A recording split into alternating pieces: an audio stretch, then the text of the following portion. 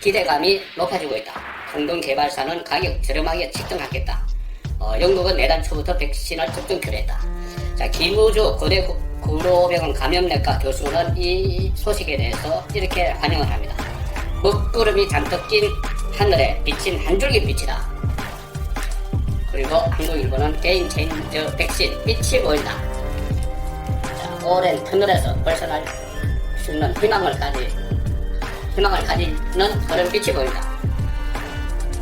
세계 경제 성장률에도 상향 가능하다. 이렇게 반색을 하고 있습니다. 우리 정부에서는 내년 하반기에 국내 접종을 목표로 하고 있다. 그리고 안전성 확인, 배포 방식 등 난제는 아직 남아있다. 한꺼번에 해결되진 않겠죠. 자, 이렇게 되니 움츠러든 경제에도 정신호가 밝혀졌습니다. 점점 밝혀지고 있습니다. 매일경제신문 일면 톱에서는 화이자 백신 맞은 정시, 항공 여행업 화색. 자, 지금 가장 침체된 산업 분야가 항공업 그리고 여행업계죠.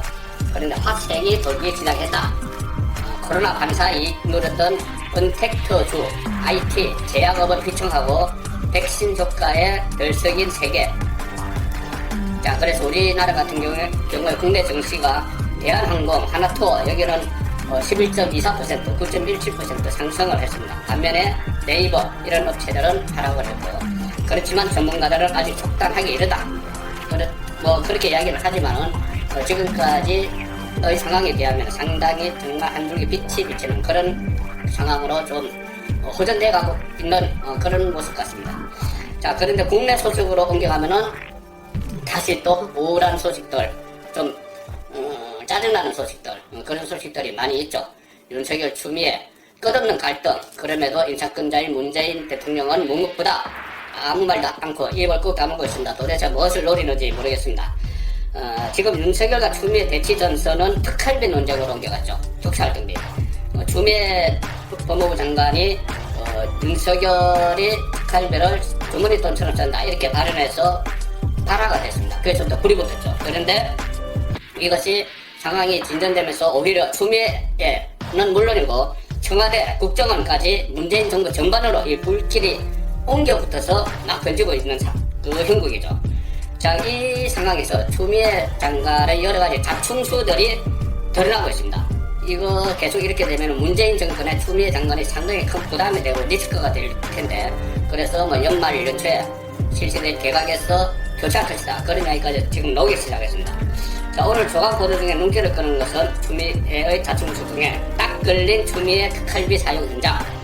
법무부가 그렇게 이야기했죠. 추미애는 취임 후에 특활비 사용 안 했다. 그렇게 말했습니다. 그러니까 주호영 국민의힘 원내대표가 그럼 박창기 조국은 사용했느냐, 그 전임 법무부 장관이 이렇게 반격하기도 했는데, 실은 추미애도 변칙으로 특활비를 사용했다는 정황이 드러났습니다. 중앙일보 이면 기사인데 아마 이 사진 기억하실 겁니다. 올해 설날 때 서울 소년원을 추미애 법무부 장관과 김호수 차관이 방문을 했죠. 그래서 세배를 받고 상품권을 나눠주는 이 사진. 그때 법무부에서 유튜브에 올리고 SNS에 올려서 홍보를 했던 그 사진입니다. 그때 언론에도 많이 보도가 됐죠. 그런데 그때 당시에 방문을 했을 때 기억을 하시겠지만 여러 가지 선물을 했습니다. 선물을 하고 경력은 건넸습니다. 조수진 국민의힘 의원이 밝힌 내용인데, 법무부 장관은 통상 일선 검찰청 또 소년원 같은 것을 방문할 때 경력금을 내죠. 윤석열 장관도 그런 경력금을 냈기 때문에 윤석열의 500만 원 이상 준 부처, 부서 이런 것을 집중 감찰하라 그런 이야기까지 나왔었습니다. 자, 서울 그때 당시에 법무부가 찍은 영상은 엄마 장관과 아빠 차관 서울 소년원에 가다 이런 영상을 배포를 했는데, 거기서 보면은 소년원청 전원에게 햄버거를 선물하고 제수자 4명에게는 세배를 받으면서 문화상품권이 든 봉투를 줬습니다. 자, 그런데 서울 소년원 수용 인원은 2019년 기준 172명, 5천원, 6천원대 햄버거를 줬다면은 이 값만 80만원 내지 100만원, 문화상품권도 주고 떡국도 제공해주니 한 200만원을 넘어설 수 있다.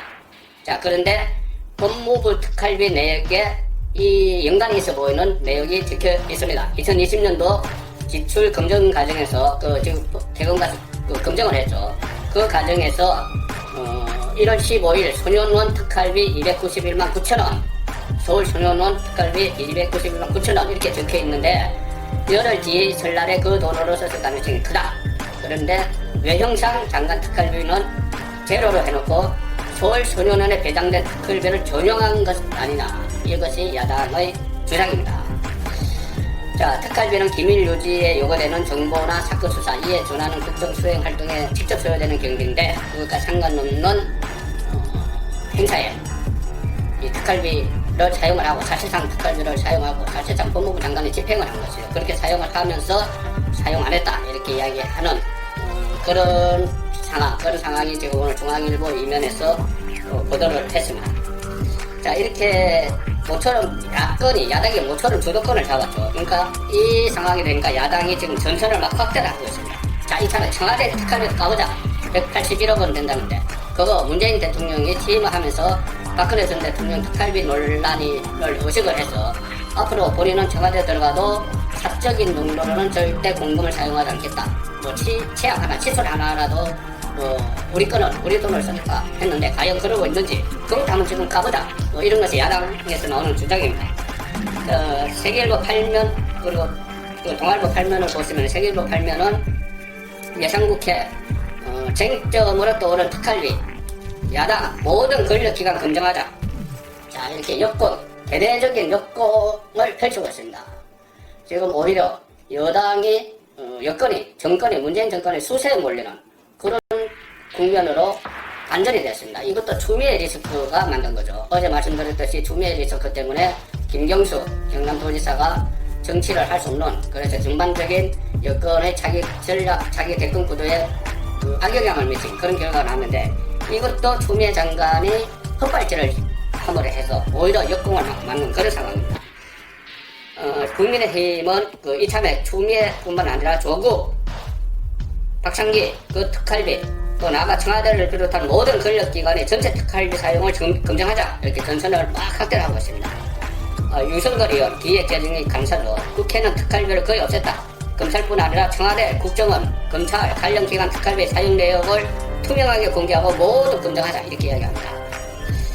자, 전선을 확대하고 특위 구성까지 하자. 특위도 구성하자. 특활비 다 까보는 이 특위를 구성하자. 이런 이야기하고 심지어 국정조사 여기까지 야당에서 녹이 시작했습니다. 동아일보 8면 보시면 특활비 구매랑 야당 청와대부터 검증하자. 청와대부터 검증하자. 추미애 법무부 장관이 검찰총장 주머니 돈 그랬는데 그러면 문재인 대통령 주머니 돈도 한번 털어보자 이야기죠. 과연 처음에 이야기했던 대로 뭐 공적인 일에 아닌 데는 전부 다 사비를 쓰고 있는지 한번 털어보자는 겁니다. 김태년, 그렇게 되니 김태년 더불어민주당 원내대표는 이렇게 다시 윤석열을 공격합니다. 또 상황을 반전시키려고 하죠. 윤석열이 유세하듯이 지방 순회하고 있다 이렇게 하면서 최근 검찰총장이 지방을 유세하듯 순회하며 정치 메시지로 홍보하는 행태에 대해 국민들이 불편해한다 이렇게 이야기하니 강병원 의원, 민주당 강병원 의원은 윤석열을 향해 이렇게 이야기합니다. 검찰의 힘 당 대표, 검찰의 힘, 국민힘이 아니고 검찰의 힘당 대표 수준이다 이렇게 하면서 정치적으로 막 정치 공세를 이어가고 있습니다.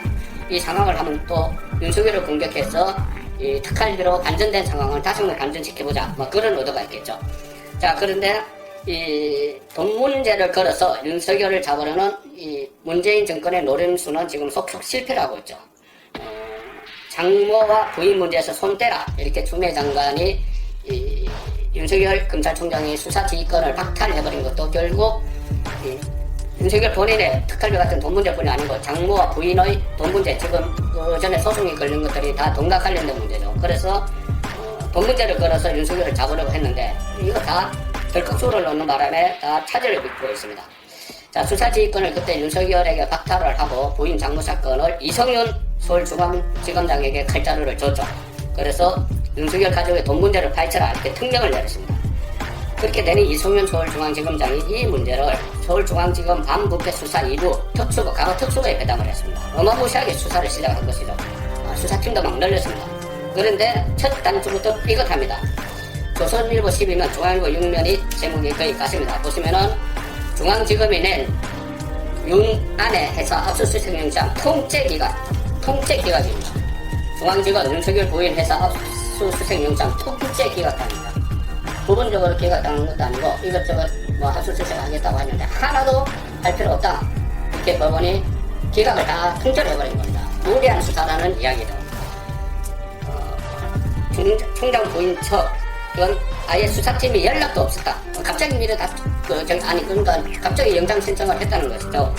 부인 쪽에 어떤 수사팀에서 사전 조사 같은 것도 하지 않고, 그리고 이것 때문에 강제 수사 착수 놓고 논란이 커질 것 같은데, 이성용 지검장이 추미애 장관 지시 이행 무리하게 밀어붙인 게 원인이다, 이런 분석이 나오고, 윤석열 총장 안에 김건희 씨가 전시회를 주관하면서 대기업에서 부당한 협찬을 받았다는 의혹과 관련해서 압수수색 영장을 청구한 것이 기각된 것이죠. 부분 기각이 아니라 통째 기각한 것으로 알려졌기 때문에 무리한 수사다, 이런 지적이 막 나오는 겁니다. 자, 여기에 또 반부패 2부에 맡겼는데 반부패 2부 검사가 7명입니다. 그런데 여기 가운데 옵티머스 수사검사 2명을 제외한 5명을 이 수사, 김건희 씨를 잡기 위한 이 수사에 전부 배당을 했습니다. 자, 이것은 결국 문재인 대통령의 법대 후배죠. 법대 후배고 친정권 검사의 대표적인 인물, 추미애와 같은 라인을 이루는 이송윤 서울중앙지검장의 맹목적인 충성이 빚은 수사 참사다, 이렇게 또 이야기할 수 있겠습니다. 자, 이송윤은 그동안 살아있는 권력 수사를 막는데 거의 필사적이었죠. 그런데 오늘 조간에 또 그 일부가 또 드러났습니다. 조선일보 12면 하단을 보시면은 추미애가 해체한 수사팀 울산 시장선거 불법 개입 혐의 2호 청와대 7개 부수가 총동원된 그 수사팀을 추미애가 작년에 해체를 했는데, 그때 추미애가 장관 되고 나서 해체를 했는데 그 울산 사건 수사팀이 어떤 사람에 대한 기소 의견을 냈습니다. 누구냐? 이진석 현재 청와대 국정상황실장입니다. 현재 청와대 국정상황실장 이진석 실장에 대한 기소 의견을 담은 보고서를 냈는데 이송윤이 묵살을 했습니다. 추미애 법무부 장관의 인사로 해체되기 직전 8월입니다. 해체되기 직전에 그때 당시 수사팀이 이진석 청와대 국정상황실장 당시 사회정책비서관의 선거 개입 혐의가 상당 부분 인정된다, 이러면서 기소 의견으로 이송윤 서울중앙지검장에게 보고를 했습니다. 그런데 이송윤 지검장과 그때 새로 임명된 수사팀장 검사들은 사건 전반에 대해 종합적인 검토가 필요하다, 이런 이유로 결정을 안 하고 묵살을 해놓고 있었던 겁니다. 2017년 10월이죠.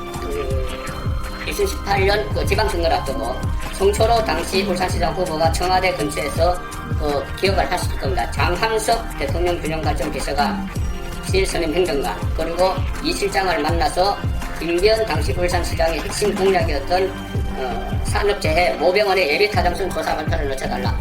그래서 그것이 결국 간철이 됐죠. 그때 당시에 사회정책비서관이었습니다. 이진석 국정상황실장이. 사회정책비서관이 선거에 개입한, 청와대 현직 비서관이 선거에 불법으로 개입한 거죠. 그것을 기소해야 된다고 했는데 그것을 같은 검찰이, 검사 본능이 있을 텐데 그것을 아예 책상 속에 집어넣고 묵살을 해버린 그런 일이 있었습니다. 자, 이런 상황이 되니 추미애 이송윤 라인이 있죠. 거기가 대척점에 있는 윤석열, 다시 살아있는 권력 수사를 재개를 했죠. 월성원전 1호기 조기 폐쇄 과정의 경제성 조작, 또 증거인멸, 여기에 대해서 수사를 했는데 지금